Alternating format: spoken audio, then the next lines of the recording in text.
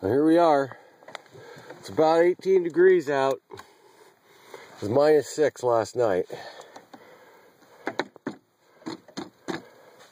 Let's see how she starts. She's got a block heater and a battery tender on her.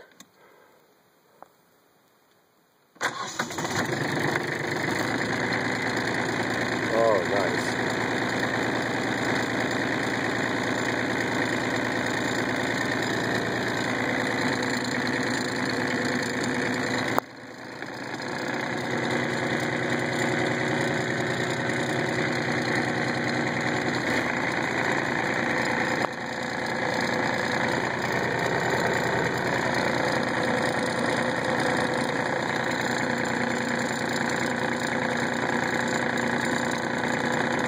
Okay, well that's it. Let her warm up for 40 minutes. Get that fluid moving.